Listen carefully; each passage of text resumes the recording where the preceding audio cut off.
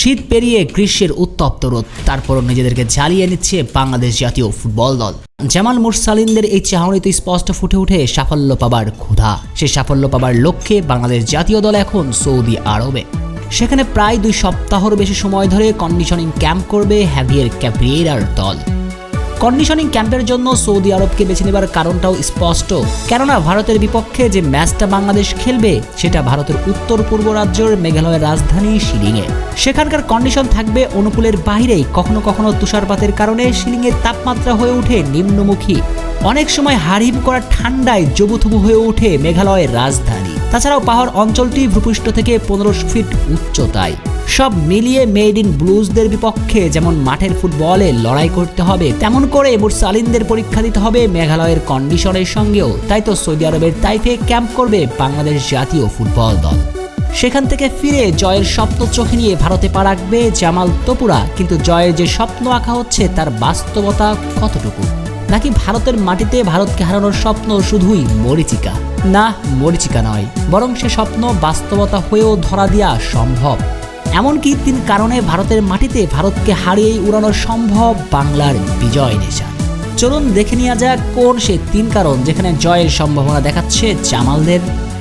উপমহাদেশের কন্ডিশনে শেষ 5 ম্যাচে বাংলাদেশ 1 জয় ও 1 ড্রয়ের বিপরীতে 3 ম্যাচ হারলেও সংখ্যায় সবকিছুর প্যারামিটার নয়। কেননা উপমহাদেশের কন্ডিশনে বাংলাদেশ যে 3 ম্যাচ হেরেছে তার 2টিতেই খেলেছিল শক্তিশালী অস্ট্রেলিয়া এবং ফিলিস্তিনের বিপক্ষে।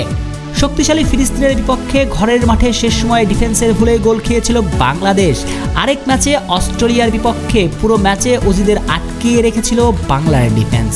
মিতুল মার্মা যতক্ষণ পর্যন্ত মাঠে ছিল ততক্ষণ অবধি কোনো গোলই হজম করেনি ক্যাপ্রিয়েরার ছেলেরা। অর্থাৎ শক্তিশালী দলের বিপক্ষে আসার চেয়েও অনেক ভালো ফুটবল খেলেছে।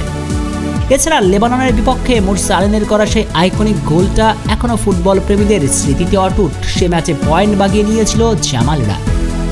এছাড়া মালদ্বীপের মাঠে ফ্রেন্ডলি 2 ম্যাচ খেলে স্বাগতিকদের মাঠ থেকে একটা জয় ছিনিয়ে নিয়ে এসেছিল বাংলা। সব মিলিয়ে উপমহাদেশের কন্ডিশনে বাংলাদেশ প্রায় গত 1.5 বছর থেকেই খোলস ছেড়ে বের হয়ে এসে দুর্দান্ত ফুটবলটাই খেলছে।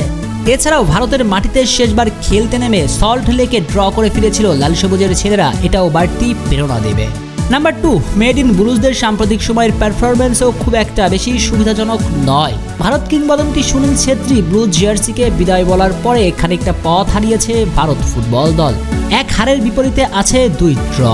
সঙ্গত কারণে খুব একটা সুবিধায় আছে ভারত সেটা বলার উপায়ও নেই। সে সুযোগ কাজে লাগালে আশাবাদী হতেই পারে লাল সবুজের ভক্তরা। নাম্বার 3, প্রাণভোমরা হামজার আগমনে বাংলাদেশের সাহস বেড়ে যাবে দ্বিগুণ। বাড়তি প্রেরণা জোগাবে পুরো দলকে। এছাড়াও মাঠে হামজার ইম্প্যাক্ট সঠিকভাবে কাজে লাগাতে পারলে ভারতের মাটিতে ভারতকে হারিয়ে আসা অসম্ভব কিছু নয়। শেখ শ্রাবণ অনিক, টিভি স্পোর্টস।